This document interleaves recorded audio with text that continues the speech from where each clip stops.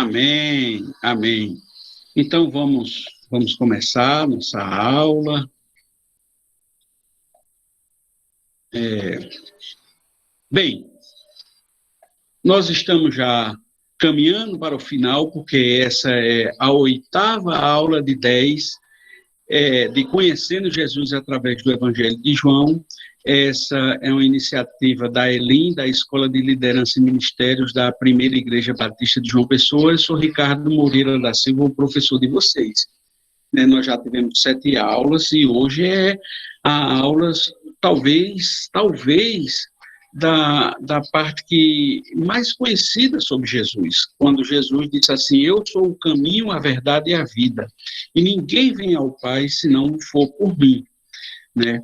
Na primeira aula, a gente viu que João começa o evangelho dele falando que no princípio o verbo era Deus, mostrando que Jesus Cristo estava antes de tudo, né? Na aula 2 a gente viu que desde Gênesis 3, a gente nasce criatura de Deus e a gente só se torna filho de Deus quando a gente recebe Jesus Cristo como Senhor e Salvador.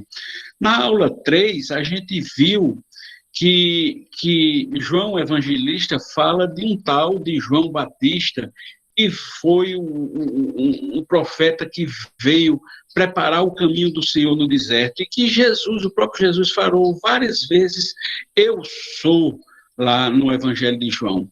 Na aula 4, a gente viu que o Senhor Jesus, ele falou que era o pão da vida. Na aula 5, ele disse que ele era a luz do mundo. Na aula 6, ele disse que ele era a porta das ovelhas e ele era o bom pastor. Na aula 7, a gente estudou que ele era a ressurreição e a vida. E hoje, na aula 8, como eu disse a vocês, talvez a parte mais conhecida sobre Jesus, né? E vamos ver o que isso quer dizer, que talvez algumas pessoas nem saibam com profundidade o que Jesus quis dizer assim: eu sou o caminho, eu sou a verdade, eu sou a vida, e ninguém vem ao Pai se não for por mim, né? Isso quer dizer uma direção verdadeira para a vida eterna, né? Aonde é que está o cerne dessa questão? Em João, capítulo 14, do versículo 1 ao 9, não se turbe o vosso coração, crede em Deus, crede também em mim. Na casa de meu pai há muitas moradas. Se não fosse assim, eu vos tinha dito, eu vou preparar-vos um lugar. E quando eu voltar, vos preparar lugar, virei outra vez e vos levarei para mim mesmo, para que onde eu estiver, estejais vós também. Mesmo vós sabeis para onde eu vou e conheceis o caminho. Disse-lhe Tomé: Senhor, nós não sabemos para onde vais, e como é que podemos saber o caminho? Disse-lhe Jesus: eu sou o caminho, a verdade e a vida, e ninguém vem ao Pai senão por mim. Se vós me conheceis a mim, também conhecereis a meu Pai. E já desde agora o conheceis, e tende visto. Disse-lhe Filipe: Senhor, mostra-nos o Pai, e o que nos basta. Disse-lhe Jesus: estou há tanto tempo convosco e não me tem conhecido, Filipe? Quem me vê a mim, vê o Pai. E como dizes tu, mostra-me-nos o Pai. Né? Qual foi a situação que essa conversa aconteceu com Jesus e os seus discípulos? Veja, no capítulo 13, Jesus tinha se reunido com eles e tinha se reunido num lugar fechado e tinha começado a dizer a eles: olha, eu vou me embora daqui, vai se cumprir o que eu vim fazer. E Jesus começa o capítulo 13 lavando os pés dos apóstolos. Pedro diz assim: não, Senhor, não quero, não lave meus pés, não, por quê? Essa história de lavar os pés era de um servo, era de um escravo. Naquela época, vocês sabem que não existia carro, não existia cerâmica nas casas. Então, quando alguém chegava na casa de alguém rico, o escravo a pessoa se sentava e o escravo ia lavar os pés do convidado. Aí, minha gente, Jesus pega, quando entra num lugar fechado, vai lavar os pés dos escravos ou dos discípulos. Aí Pedrão endoida, diz: não, senhor, tu tá doido, senhor, tu vai lavar meu pé de jeito nenhum, senhor. Aí Jesus disse: olha, Pedro, se eu não lavar teus pés, tu não tem parte comigo. Então, senhor, tu não lava só meu pé, não, tu lava meu pé, minha cabeça, meus peitos, minhas mãos, olha, senhor, né? Então, isso tinha acontecido, e acontece depois a cena que Jesus diz assim: olha, um de vocês vai me trair. E quem é, Senhor? Olha, quem eu der um pedaço de pão molhado aí dá Judas, e Judas, e vai, Satanás entra em Judas, e Jesus vira para Satanás, não é para Judas, vai e faz o que tu tem que fazer depressa, né?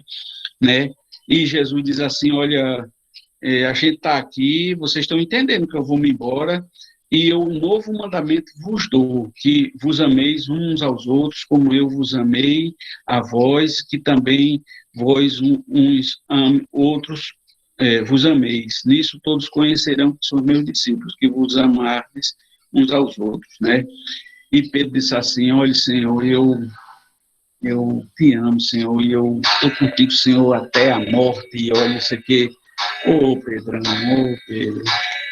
Pedro, olha, eu vou te dizer, Pedro, antes que o galo cante, Pedro, 3 vezes, antes que o galo cante, tu vai me negar 3 vezes, Pedro. Pedro, não, Senhor, isso não acontece, não. Então, o capítulo 13 é recheado dessas coisas assim. Os discípulos estão assustados. O Senhor dizendo assim: eu vou me embora, vai se cumprir, eu vou morrer. Então, os discípulos estão assustados com isso. Por isso que tem essa conversa que a gente leu, e para a gente estudar hoje eu dividi em 3 pedacinhos, né? Então, no capítulo 14, Jesus assim começa assim, dizendo assim: não se turbe o vosso coração. Jesus dizendo assim: olha, se acalme, peraí, olha, eu sei que foi um impacto muito grande para vocês entenderem o que vai acontecer, mas vocês se acalmem, não se turbe o coração de vocês, fiquem calmos, fiquem. Vocês creem em Deus? Então creem em mim também. Fique calmo. Assim, Jesus faz então uma ligação, que ele é Deus e Deus é ele. Então, vocês não creem em Deus? A maioria, os apóstolos eram judeus, assim: vocês não creem? Vocês não creem? Então, eu sou Deus, assim.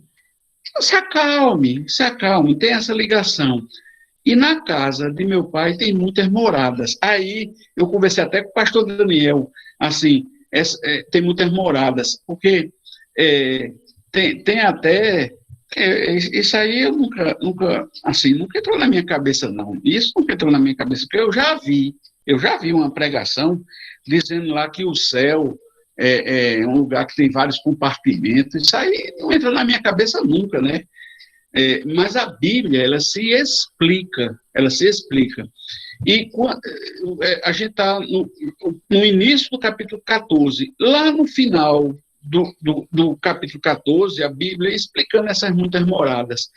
No versículo 23 diz assim: se alguém me ama, guardará a minha palavra, e o meu Pai o amará, e viremos para ele, e faremos nele morada.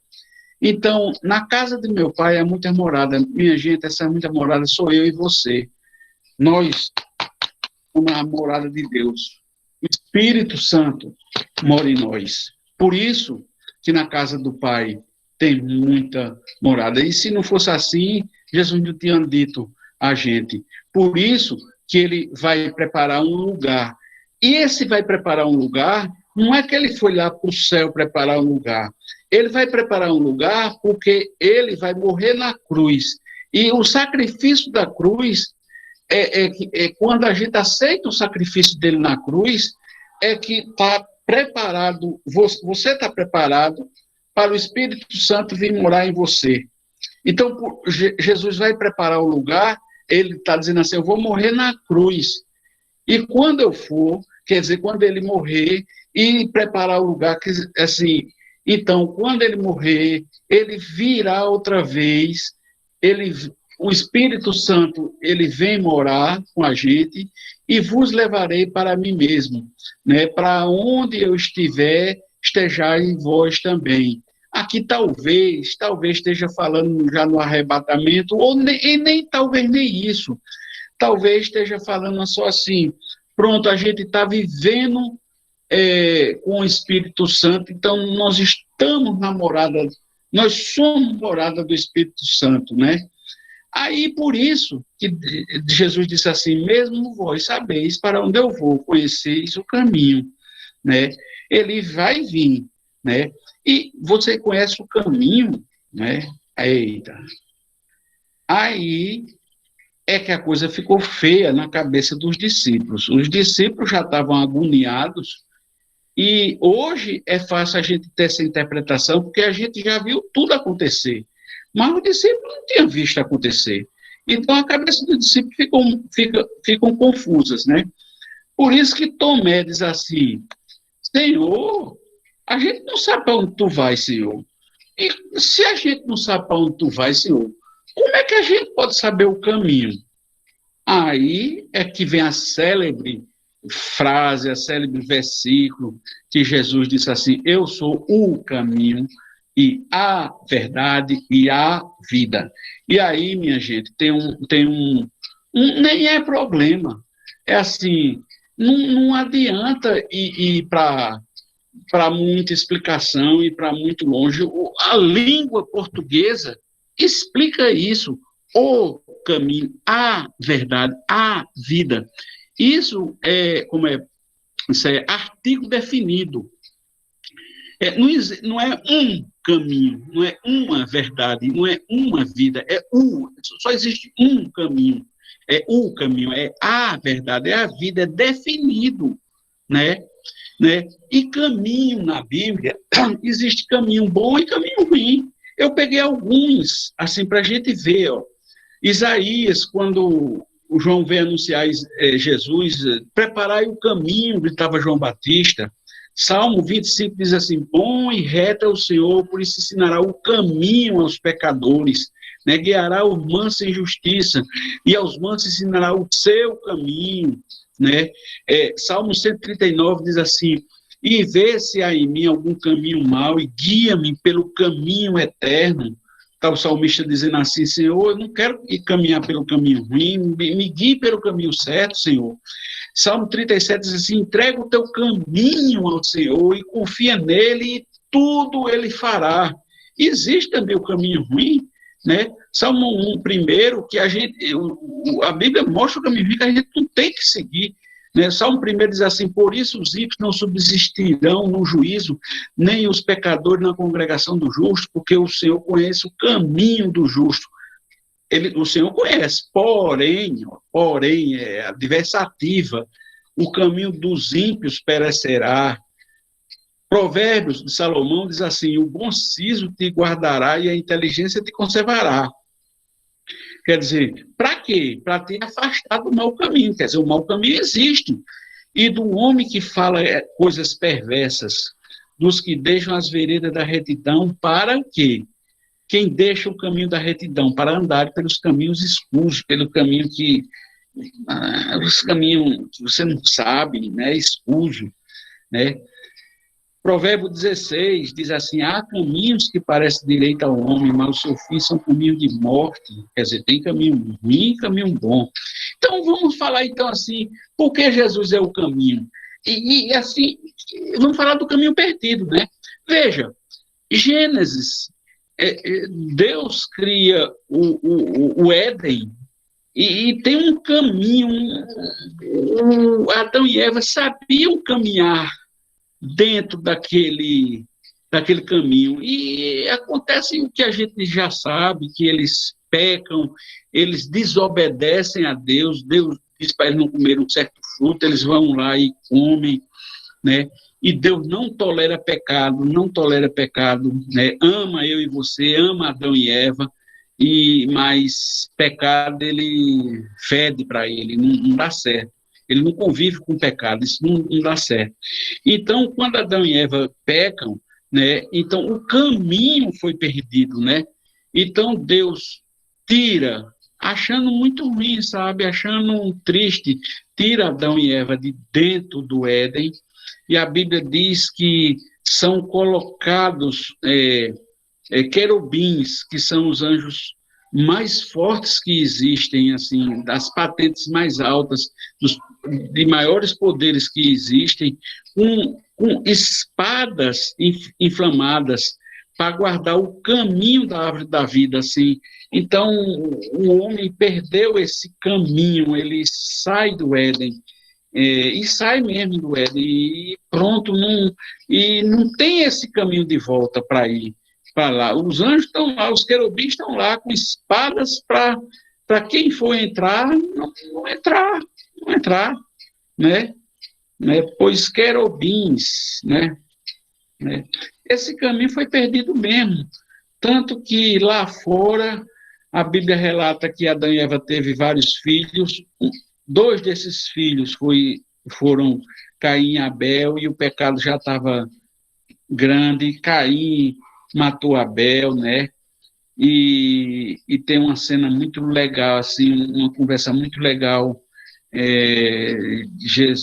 Deus conversa com Caim: cadê teu irmão? E, e Caim diz assim: eu por acaso sou babá de meu irmão, né? Dá uma resposta atrevida a Deus, atrevida, sabe? Atrevida. Mas aí Deus diz assim: ó, o sangue de teu irmão clama da terra. Eu sei, claro que Deus sabe que ele tinha matado. Aí bota Caim para ir para mais longe ainda, né? E uma conversa muito legal que tem de Caim com Deus diz assim: e agora eu serei fugitivo e vagabundo na terra, e será que todo aquele que me achar me matará? Veja, o Senhor, porém, lhe disse: portanto, qualquer um que matar Caim 7 vezes será castigado. E pôs o Senhor um sinal em Caim, para que não ferisse qualquer que o achasse. E saiu Caim diante da face do Senhor e habitou na terra de Nod, ao lado oriental do Éden. Isso mostra a mim e a você que, mais uma vez, que Deus não tolera pecado, mas que não existe pecado que Deus não perdoe. Tanto que ele diz assim: não, ninguém vai te fazer mal, não é por causa do pecado que vai, mas afasta mais ainda Caim, né?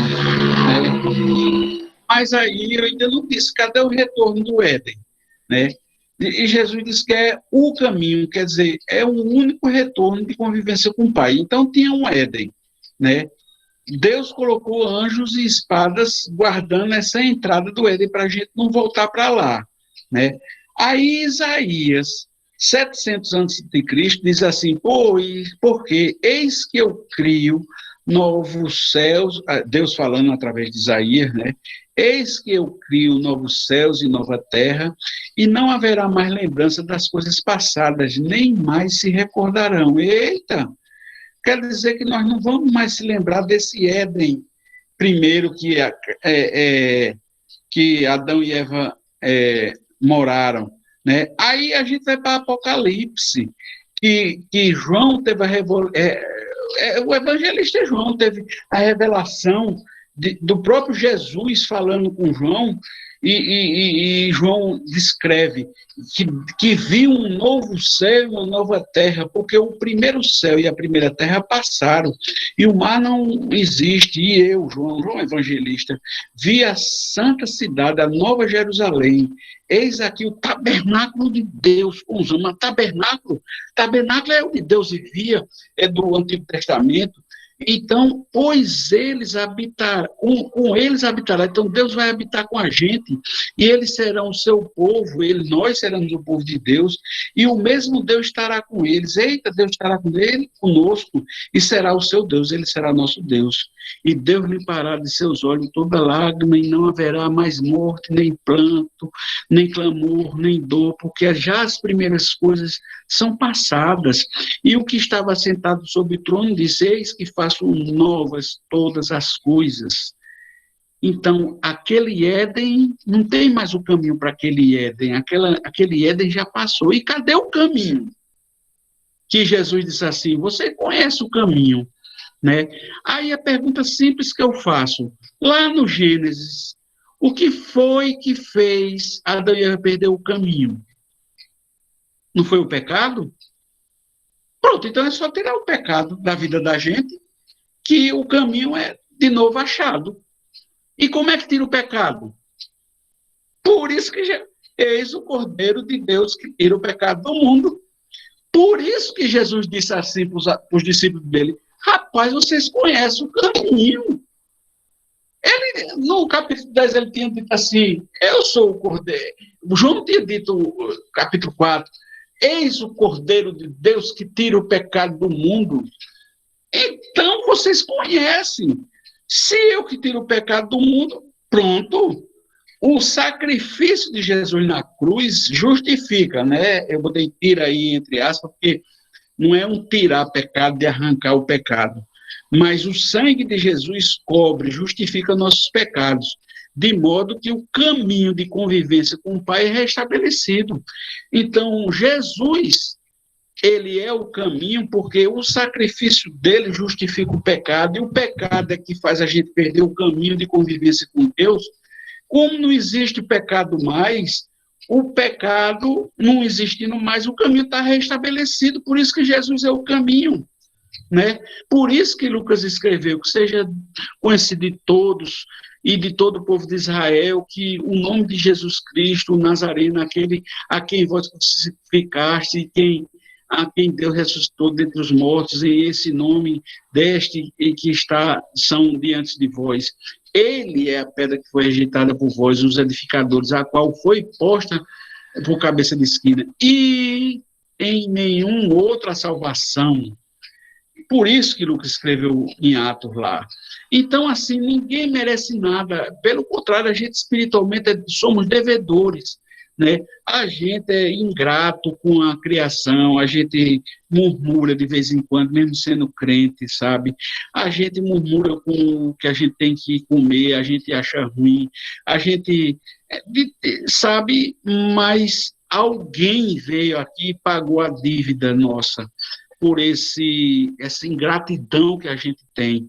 Isso se chama justificação, que é absolvição de culpa. Então, nós somos declarados livres, né?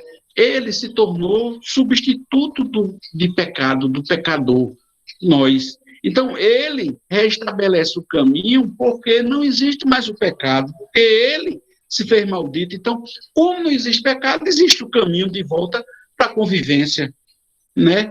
Então, por isso que Jesus disse assim, mesmo vós sabeis para onde eu vou e conheceis o caminho. Por quê? Porque ele estava se referindo que ele era o Cordeiro de Deus que tirava o pecado do mundo, e os apóstolos, os discípulos naquela hora não estavam compreendendo que ele estava se referindo a isso, né? A verdade. Eu sou a verdade, né? O que é verdade? Existe verdade absoluta? O que é verdade para mim e o que é verdade para você, né? Dogma. Dogma é isso. A minha verdade é isso. Eu acredito em Jesus, pode quem quiser não acreditar, e pronto, e eu não quero nem saber. Embora isso seja certo, deixa eu terminar a aula para não me julgar, viu? Embora isso seja certo, mas isso é dogma. Quando eu viro para qualquer pessoa e digo assim, eu acredito e pronto, isso é dogma. Do mesmo jeito que eu tenho direito de dizer assim, eu acredito em Jesus e pronto, o outro tem o mesmo direito de dizer eu acredito em Satanás e pronto. E lhe cala, e você fica calado. Uma vez discutindo com um ateu familiar meu, eu disse assim, não, porque a Bíblia é assim, ele disse assim, eu não acredito na Bíblia. E pronto. Pronto. Pronto. Isso é dogma, minha gente. né? Esse tipo de dogma acontece com política, que pastor Estevão não quer que a gente coloque, e ele está certo. Veja, é assim, eu não vou nem falar nem nome, mas tem gente que adora um presidente, tem gente que adora o outro presidente, o que foi presidente, e tem briga na família, porque um gosta do outro presidente, o outro gosta desse presidente, e fica uma confusão. Rapaz, isso é dogma. Você gosta daquele outro? Isso é dogma. Lá na China, isso não é muito divulgado, não, sabe? O bebê, quando é menina, bebê que nasce, muitas bebês meninas são jogadas em lata de lixo, porque eles assim, eles não têm muita... as mulheres não são muito valorizadas, então esse ato de jogar o bebezinho nascido, recém-nascido, no lixo por ser mulher, é aceito. Isso é um dogma, é uma verdade, é injusta essa verdade, mas isso é uma verdade para os chineses. É horrível, mas é uma verdade, sabe? Existem outros tipos de verdade. Por certo, disse assim que não, verdade é o que você observa, que você percebe ou você sente. Se você sentiu que isso aqui é quente, então é quente. Mas, por exemplo, eu conheço uma pessoa muito querida nossa, que tem uma síndrome que ela não sente quintura. Então, se você pegar um isqueiro e acender e botar debaixo da pele dela, vai queimar ela todinha, ela não sente. Não quer dizer que não seja quente, mas Rousseau disse assim, que o que é verdadeiro é o que se observa, o que se percebe, o que se sente. Paul Sartre, que era um meio doido lá, dizia assim, que a verdade não depende do que você sente agora, mas a verdade depende do que você passou na vida. O que você passou na vida deixou sua vida marcada. E isso é que é a verdade. Nietzsche, que disse que Deus estava morto, ele disse que a verdade não existe. A verdade não existe. A verdade é a verdade de cada um. A verdade não existe, né? Michel Foucault, ele diz assim que a verdade depende de onde você está, da institucionalização. Se você está dentro de uma igreja, a verdade é da igreja. Se você está dentro de uma universidade, a verdade é a da universidade. Se você está dentro... Então, agora, qual é a verdade de Jesus? É o dogma? É a que você sente? É a que marcou a sua vida? É a que não existe ou é a institucionalizada? Não. A verdade de Jesus, a gente tem que ir para a palavra que Jesus usou. Ele usou a palavra eletreia, essa palavra grega aí, né? E para a gente entender o que é a verdade que Jesus escreveu, essa palavra foi escrita lá 500 anos antes de Cristo, por filósofos gregos. Então, Jesus usou palavras, João, quando escreveu, usou palavras do grego, coisas antigas. E um filósofo que usou essa palavra foi Parmênides. Ele diz assim, que a verdade é o contrário de mentira. É simples assim, né? Verdade é o contrário de mentira. E ele disse também que a verdade é uma coisa autêntica, né? E assim, então, para os gregos, uma verdade não é uma mentira e tem que ser autêntico. Então, para a gente entender o que Jesus estava dizendo, a gente tem que entender um pouco mais para a gente ver agora, assim. Então, um cristão, eu e você, a gente não pode dizer assim, eu acho que Deus é desse jeito, que Jesus é desse jeito, a gente não pode achar nada. A gente tem que ver o que a Bíblia diz. E tem gente que diz assim, não é possível que Deus não me dê isso, eu sou uma pessoa tão boa. Não, meu filho, você não leu a Bíblia. Você tem que ser uma pessoa boa, porque Jesus era uma pessoa boa e Paulo disse assim, sede meus imitadores como eu sou de Cristo. E o que Jesus prometeu a você foi comida, foi o que se vestir, mas ele não prometeu, ele prometeu foi uma vida eterna, bem boa, se você aceitar Jesus Cristo como Senhor e Salvador. Então, as pessoas não entendem a verdade de Jesus Cristo, né? Então, veja, então vamos ver, então, a primeira coisa, o que Jesus não é. Jesus não é uma mentira, né? A Bíblia diz assim, que Jesus diz assim, vós tendo por pai, falando com os judeus, vós tendo o pai, o diabo, que quer satisfazer os desejos de vosso pai. Ele foi homicida desde o princípio, porque ele é mentiroso, ele é o pai da mentira, Jesus não mentiu. João diz assim, aquele que diz, eu o conheço, mas não obedece os mandamentos, é mentiroso. Jesus cumpriu os mandamentos de Deus todos, né? Paulo escreve assim, portanto, cada um de vós deve abandonar a mentira e falar a verdade ao seu próximo, pois todos somos membros de um só corpo. Jesus nunca mentiu, né? João escreveu em 1 João, diz assim, se afirmamos que estamos sem pecado, enganamos a nós mesmos e a verdade não está em nós. Se confessarmos nossos pecados, ele é fiel e justo para perdoar nossos pecados. Se afirmamos que não temos cometido pecado, fazemos de Deus um mentiroso e sua palavra não está em nós, porque Deus não é mentiroso.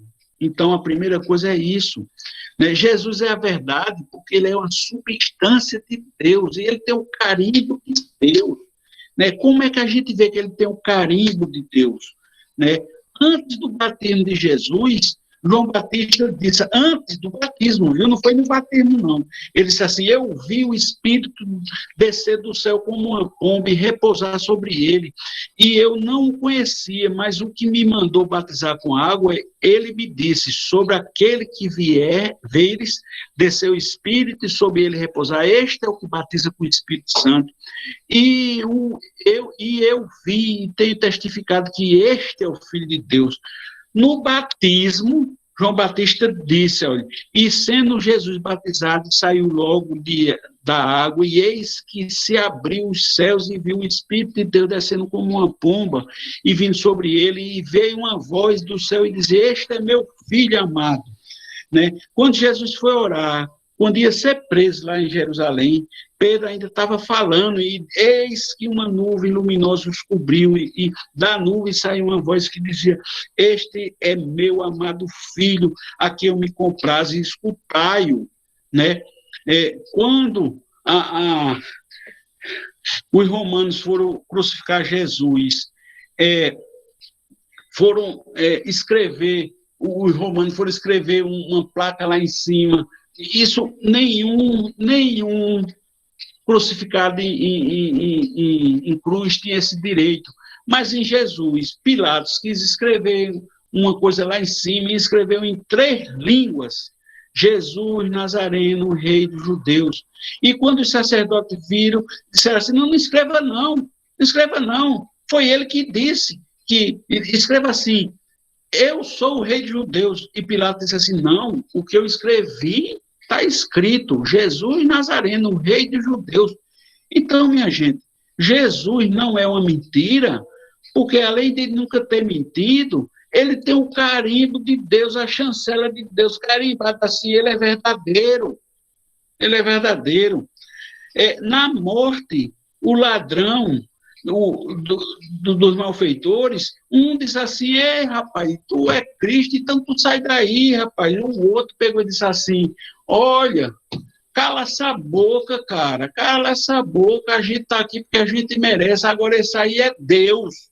Quer dizer, até na morte, um malfeitor vira publicamente para todo mundo e diz assim, e dá uma chancela de novo, esse é Deus, Senhor, me salve, Senhor, me lembra de mim quando entrar no teu reino, coloca a vida dele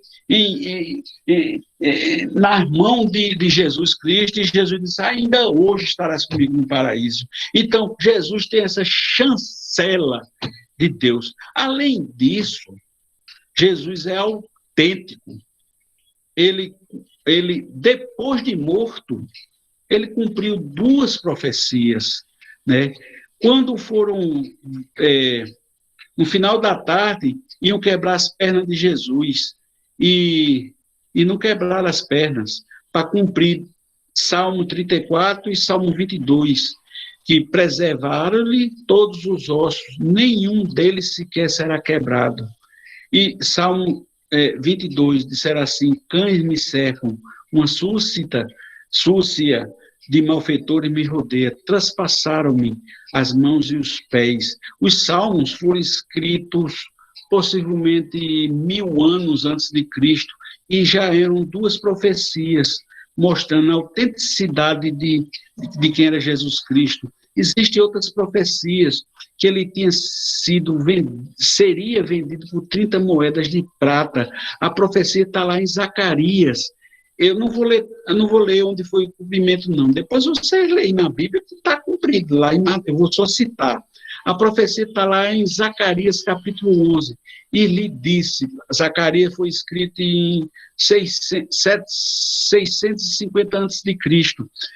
Eu lhe disse, se vos parece bem, dá-me o meu salário. Se não, deixam. Pesaram, pois, o meu salário 30 moedas de prata. O cumprimento está lá em Mateus 26. Olha, eu botei essa imagem aí. Esta foi a moeda que Judas recebeu. Ei, meu povo, eu comprei essa moeda, eu tenho essa moeda para mostrar a vocês pessoalmente. Não está aqui na minha casa, está em Portugal, na casa de Ana Garcês, a minha orientanda. Quando eu for em Portugal, ela vai mandar pelo correio. Eu quis comprar para todo mundo ter a oportunidade de ver como era uma moeda, desse tamanho, bem pequenininho, uma das moedas de prata que Judas vendeu Jesus, shekel de prata, o nome, shekel de Tiro, o nome dessa moeda. Eu tenho ela agora pessoalmente, depois eu vou mostrar a cada um que quiser ver. Né? Foi traído por um amigo, está lá em Salmo 55, mas és tu, homem meu igual, meu companheiro e meu íntimo amigo, juntos andávamos, juntos nos entretínhamos e íamos com a multidão à casa de Deus. A morte nos assalta e os vivos desçam a cova, porque há maldade nas tuas moradas e no teu íntimo. Judas o traiu, está lá em Mateus, né? O dinheiro foi atirado, depois que está lá em Zacarias, que ele, depois que pegasse as moedas, ia jogar no olheiro. Depois que Judas viu que Jesus ia ser crucificado, condenado, ele se arrependeu, foi tentar devolver o dinheiro para os judeus, e os judeus não receberam, ele jogou o dinheiro. Os discípulos o abandonaram, né? Está lá em Zacarias 13, né? O Senhor dos Exércitos fere o pastor e as ovelhas ficarão dispersas, né? E está lá em Marcos, e ferirei o pastor e as ovelhas ficarão dispersas. Ela é acusada por falsa testemunha. Está em Salmo 35, levanta-se iníquas testemunhas e me arguem de coisas que eu não sei, né? E o cumprimento está lá em Mateus 26. Minha gente, cuspiram nele, está lá em Isaías. Ele ficou mudo diante dos seus acusadores, está em Isaías 53, e foi cumprido em Mateus 27. Ele foi ferido e pisado, está lá em Isaías 53, por mim e você, né? Está relatado em Mateus 27. Ele caiu quando carregava a cruz, né? Em Salmo 109 diz que de tanto jejuar os seus joelhos me vacilam, e de magreza fui mirrando a minha carne, né? Está lá em Lucas 23 que ele caiu e Simão ajudou ele a carregar a cruz, né? Ele foi crucificado junto de ladrões, né? A profecia está escrita lá em Isaías 53. Porquanto derramou a sua alma da morte, fui contado entre os transgressores, né? E sobre si levou o pecado de muitos, e pelos transgressores intercedeu. Jesus disse assim, por mim você perdoa-lhes, porque não sabem o que fazem, né? Eles mermearam é balançar assim a cabeça, né? Está lá a profecia no Salmo 109, tornei-me objeto de opróbrio, quando me veem merneiam a cabeça, né? Está lá em Mateus 27. As pessoas zombaram de Jesus, está lá a profecia no Salmo 22. Eles ficavam olhando Jesus, né? Está lá no Salmo 22, posso contar todos os meus ossos, estava tão magro o pobrezinho de Jesus, e sofrido, que eles ficavam encarando Jesus, o cumprimento, está lá escrito em Lucas 23, suas vestes foram repartidas e sorteadas, está lá em Salmo 22, repartem entre si as minhas vestes, sobre a minha túnica deitam sortes, está lá em João, os soldados que crucificaram Jesus fizeram, lançando sorte para ver quem é que fica com a túnica de Jesus. Ele foi abandonado, né? Ele grita lá, Deus meu, por que me desamparasse? Ele grita lá, está registrado em Mateus 27. Foi dado vinagre e fel a ele, o alimento me deram fel e a minha sede me deram de beber vinagre. O cumprimento está lá em Mateus, em João 19 e em Mateus 27. Né? Ele entregou seu espírito a Deus. Está lá, escrito em Salmo 31, em tuas mãos entrego o meu espírito. E está o cumprimento, está lá em Lucas 23. Né? Os amigos ficaram longe de Jesus, né? Está lá escrito em Salmo 38, e os meus amigos e companheiros se afastaram da minha praga. Isso aconteceu. O coração de Jesus parou. Está lá no Salmo 22, derramei-me como água e todos os meus ossos se desconjuntaram. Meu coração fez como cera, derreteu-se dentro de mim. Isso mostra que quando o soldado furou o lado de Jesus, saiu água. Quando saiu água é porque o sangue já não tinha mais coração bombeando. O seu lado foi traspassado. Olharão para aquele a quem traspassam, né? E João 19 mostra que ele foi traspassado. Haverá trevas sobre a terra. E Amós diz assim, que sucederá que naquele dia, diz o Senhor, farei que o sol se ponha ao meio-dia, né? E Mateus 27 diz, desde a sexta hora até a nona houve trevas sobre toda a terra. Ele foi sepultado num túmulo de um rico, como é, meu Deus do céu? Esqueci, agora estou falando tanto. A profecia, designaram-me a sepultura com os perversos, mas com o rico esteve na sua morte, né? Arimateia, Caim na tarde veio um homem rico de Arimateia chamado José de Arimateia, né? Mateus 27, né?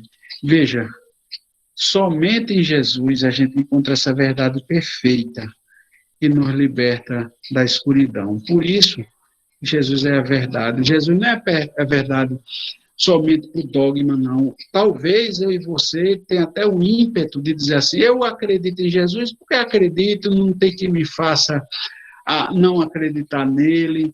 Talvez seja isso, tudo bem você dizer isso, meu irmão. Mas ele é a verdade muito mais por causa disso, ele é a verdade porque ele não é mentira, ele é a verdade porque ele tem a chancela do Senhor, o Senhor disse que ele era a verdade, e ele é a verdade porque ele é autêntico, as escrituras autenticaram ele foi predito no Antigo Testamento e todo o Antigo Testamento que foi predito sobre ele foi cumprido no Novo Testamento. Então não dá para dizer que Jesus não é a verdade. Jesus é a verdade. E a vida? Aí é mais fácil. Foi até a menor parte, porque Deus é a fonte de toda a vida, sabe? Deus, lá no Gênesis, quando Jesus estava presente, Gênesis 2,7 diz que o Senhor Deus formou o homem do pó da terra e soprou nas narinas o fôlego da vida e tornou o homem um ser vivente, né?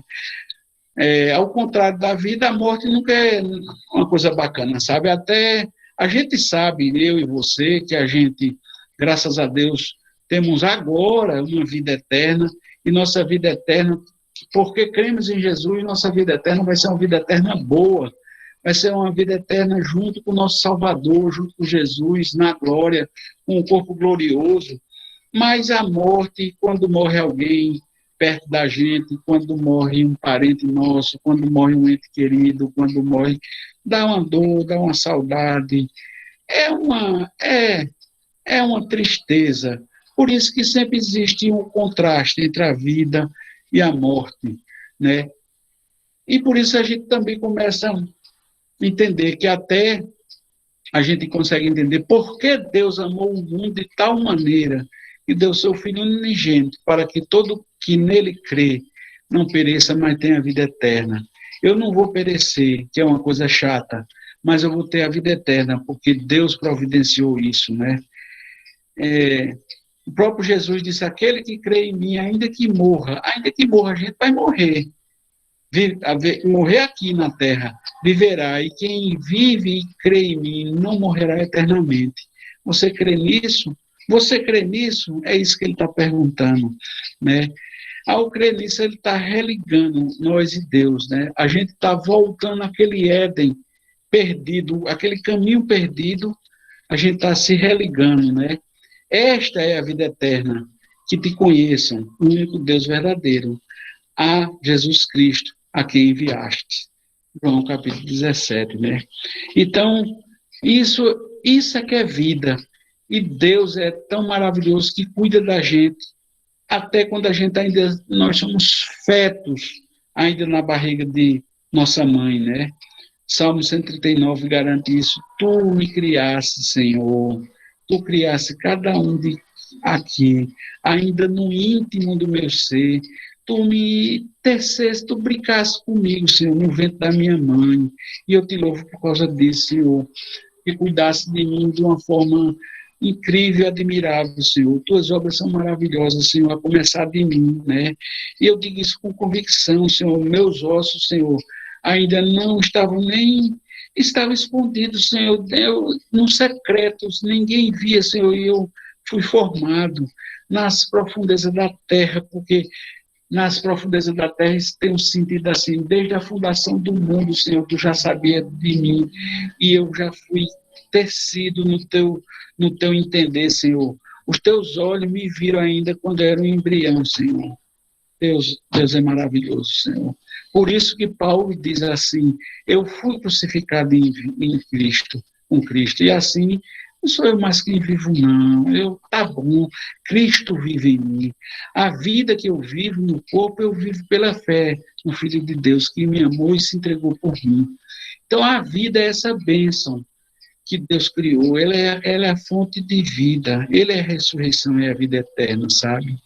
Tem um salmo escrito, o Davi, que é o Salmo 39, que fala dessa passagem terrena da gente, passageiro, diz assim, mostra-me, Senhor, o fim da minha vida. Ele não estava querendo ver, na verdade, o fim da vida dele, não. E o número dos meus dias, ele estava querendo ver isso aqui, na verdade, para que eu saiba quão frágil eu sou. Eu não sou nada, Senhor, era o que Davi estava dizendo.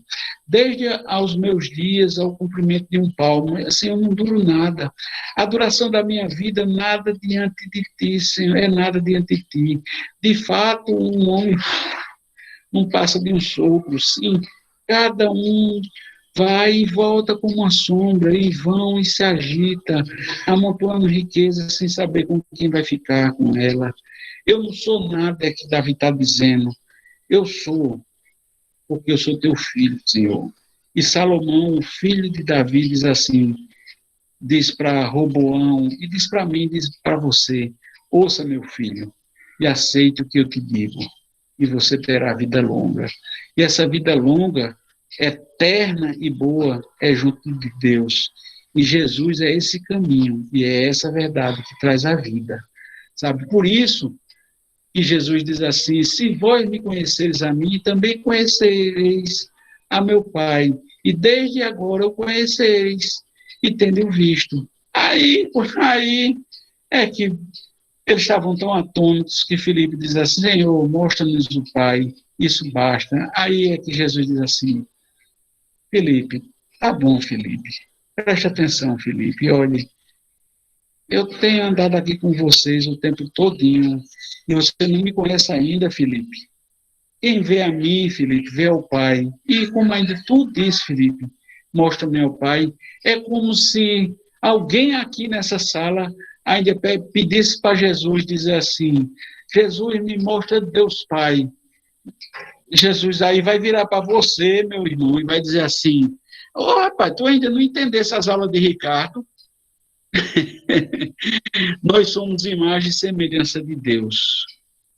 Nós não somos Deus, mas Jesus é o próprio Deus, é o Deus encarnado, é o Deus que está sentado lá. Ele, o Espírito Santo, o Pai, Jesus e o Espírito Santo são um Deus, uma única substância. E as conclusões que a gente tira é que Jesus é a direção verdadeira para a vida eterna. Ele é o único caminho, é a única verdade e é a única salvação nossa. E Salmo diz assim, uma coisa eu pedi ao Senhor e a procuro, que eu possa viver na casa do Senhor todos os dias da minha vida, para contemplar a bondade do Senhor e buscar a sua orientação no seu tempo. Amém. E Deus os abençoe em nome de Jesus. Amém, Jesus. Amém. Deus seja louvado. Amém. E agora, nós colocamos para vocês, está aberto aí para vocês perguntarem, para vocês comentarem. A aula hoje foi comprida, porque... A gravação continua? Não, pode parar, Marcelo.